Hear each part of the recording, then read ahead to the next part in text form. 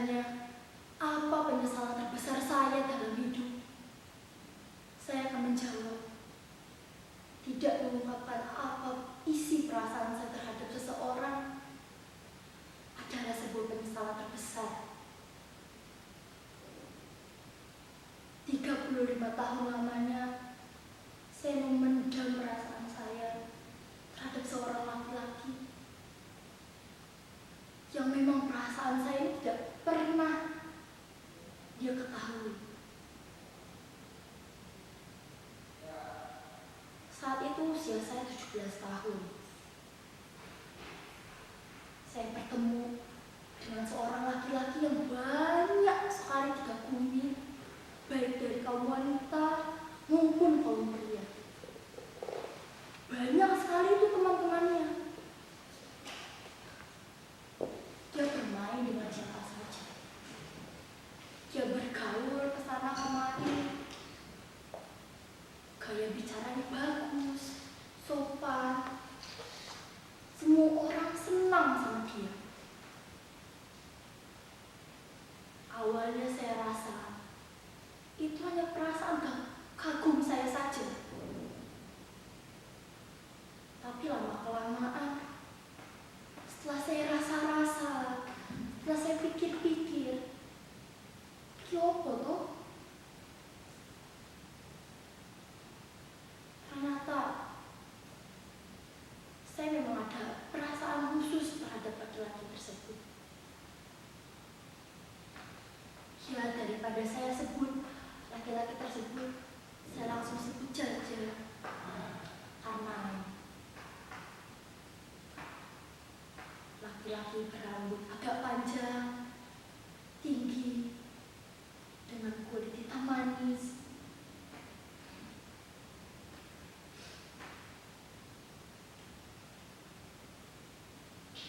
Fisiknya, karakternya benar-benar idaman semua wanita. Saya sampai tidak yakin apa saya bisa bersama dengan Karnain. Apakah Karnain akan menyukai saya? Hingga suatu ketika saya sedang bermain dengan teman-teman wanita saya. Di situ ada Karnain dengan teman-teman lelakinya. Saya merasa diperhatikan oleh Karnain. Ia menatap saya di situ. Ketika saya sedang bermain, saya menatap kembali Karnain. Dia memang sedang menatap saya. Tapi ketika dua kontak mata terjadi antara saya dengan Karnain, saya langsung buru-buru menghindar. Saya malu di situ. Saya gugup, pipi saya memerah. Ketika saya melihat persis wajah Karnain menatap saya, saya mulai merasa Karnain menyukai saya. Tetapi saya buang pikiran itu jauh. Saya takut jika hal tersebut tidak benar adanya. Hingga suatu ketika teman-teman laki Karnain meledeki saya dengan memanggil saya Karnain. Yang padahal nama saya ialah Ning.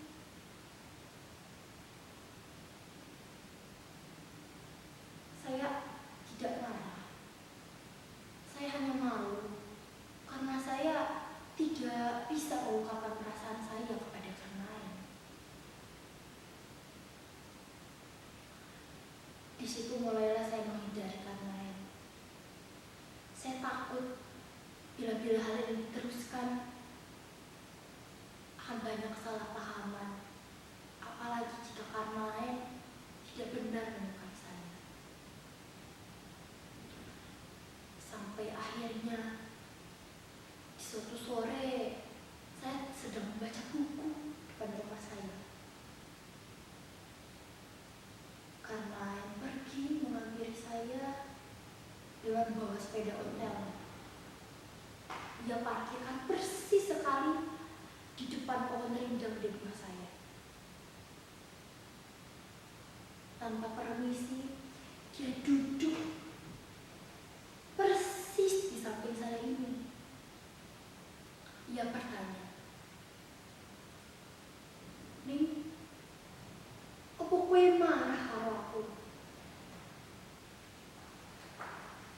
Saya diam, karena mempertanyakan hal itu berkali-kali.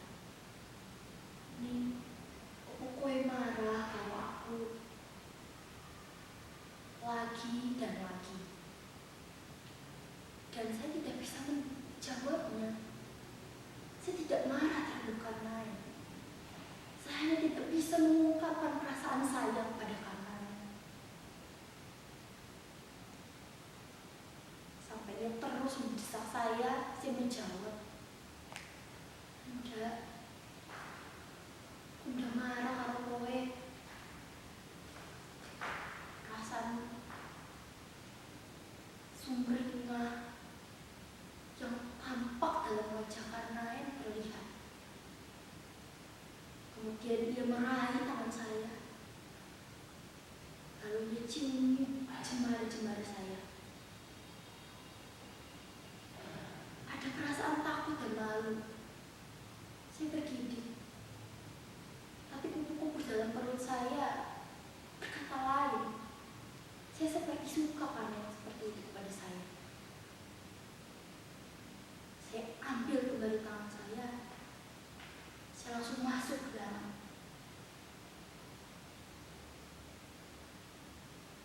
Karnaen memanggil-manggil saya dari luar. "Ning, saya mencintaimu. Apa kamu juga mencintai saya? Ning, jawablah." Persis berhadapan-hadapan depan pintu. Saya di dalam, dia di luar, terus menanyakan hal tersebut. Saya masih memegang tangan saya yang tadi dia cium. Saya masih belum bisa mengungkapkan perasaan saya terhadap Karnaen. Hingga mungkin hampir setengah jam, dia mundar-mandir di depan rumah saya menunggu jawaban itu.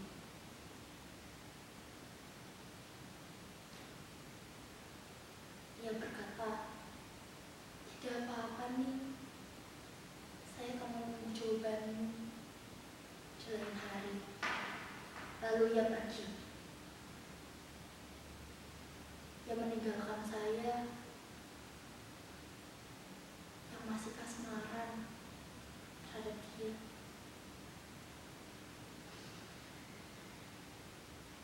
Esok harinya, saya bertemu dia di sekolah. Tepat di depan gerbang sekolah, dia masih mempertanyakan hal kemarin terhadap saya. "Ning, tolong jawab pertanyaan aku kemarin." Saya masih belum bisa menjawabnya. Saya tersenyum, lalu masuk ke dalam sekolah. Tapi sepulang sekolah, saya melihat dia pergi bersama teman saya, seorang wanita juga, namanya Endang. Di situ saya pikir saya dipermainkan oleh Karnaen. Kemarin baru saja dia menggoda saya dan menanyakan perihal perasaan saya kepada dia. Tetapi dia sudah pergi bersama wanita lain. Saya menceritakan hal tersebut kepada sahabat saya satu-satunya, Tuti. Saya beritahu perihal perasaan saya terhadap Karnaen. Tuti yang menggelengkan kepala. Ia menjawab sambil mengelus-elus paha saya. Jangan sampai kamu menyesal. Cepat-cepatlah ungkapkan perasaanmu itu kepada Karnain.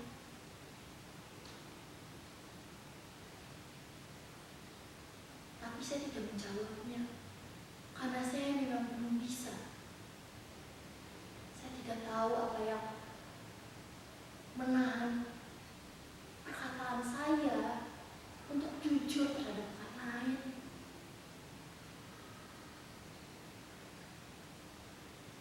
Hari-hari berikutnya pun sama. Karnain masih pergi bersama Endang. Walaupun di sisi lain dia masih menanyakan perihal perasaan saya padanya.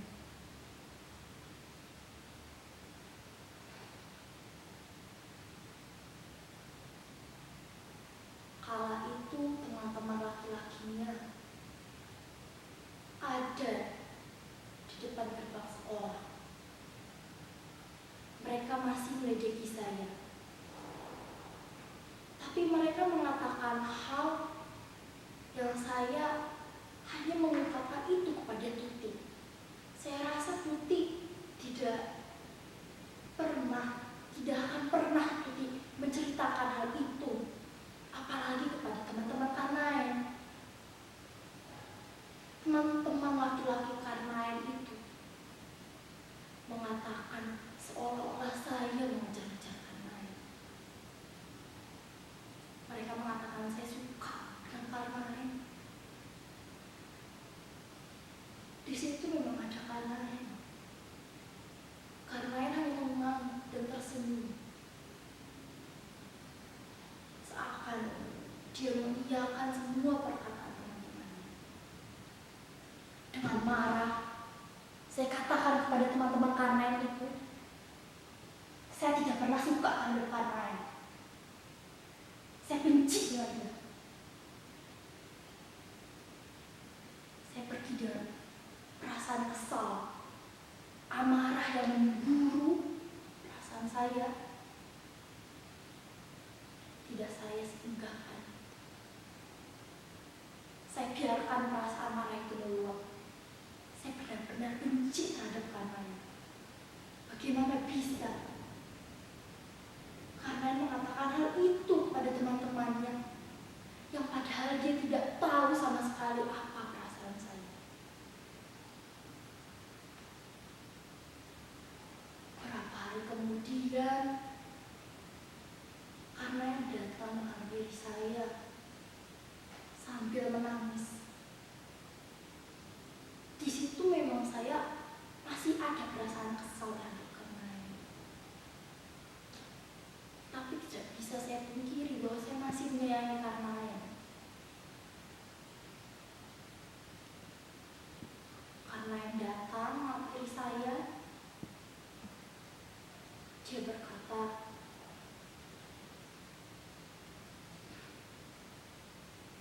"Jangan kamu takut kepada saya. Saya hanya ingin mengatakan bahwa saya benar-benar mencintai kamu. Namun saya kecewa. Saya mencintai kamu dengan ikhlas dan rela. Tapi mengapa kamu katakan kepada teman-teman saya seolah-olah kamu tidak mencintai saya?" Saya benar-benar sedih.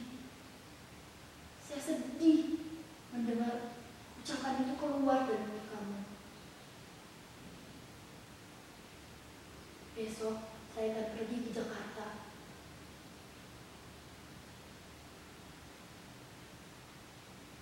Saya akan pergi untuk menjadi pasukan militer di sana. Saya tetap mencintai kamu, Nick. Tapi perasaan kecewa ini tidak akan pernah sembuh dalam diri saya. Dalam perasaan saya kepada kamu. Karnain pergi. Karnain benar-benar pergi.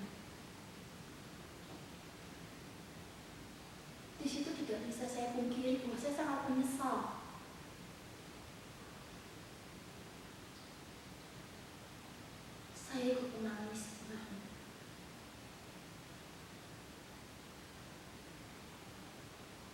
Esok harinya pun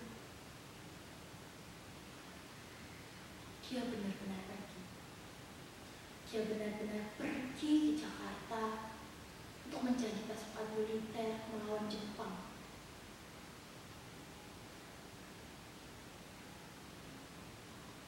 Bertahun-tahun lamanya saya menunggu Karnaen. Saya rasa saya akan mengungkapkan perasaan saya ketika dia pulang ke sini, pulang ke Klaten menemui saya. Namun tahun-tahun lamanya, bahkan sampai sekarang sudah 35 tahun,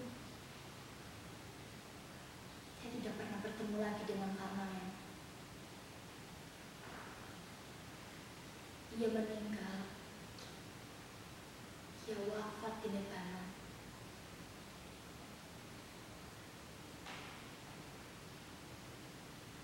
Dan bertahun-tahun lamanya ini saya tetap menganggap bahwa Karnaen ialah kekasih saya. Ucapan suci yang ia ucapkan ketika yang berpisah dengan saya anggap itu adalah buah lamaran saya dengan Karnaen. 35 tahun ini saya banyak dijodohkan oleh keluarga saya dengan lelaki-lelaki lain, tetapi saya tetap menganggap bahwa saya sudah menikah dengan Karnaen. Andai waktu itu Karnaen tidak pergi ke Jakarta, andai waktu itu saya tidak mengatakan hal tabu seperti itu, dan andai saya mengungkapkan perasaan saya kepada Karnaen,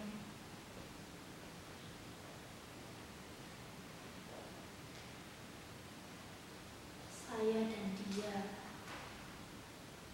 pasti akan hidup dalam kebahagiaan sekarang.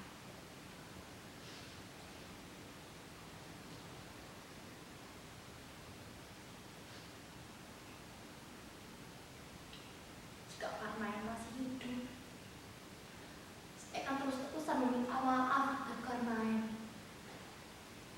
Saya meminta maaf karena perasaan saya yang membuat dia keliru. Perasaan saya yang salah tentang saya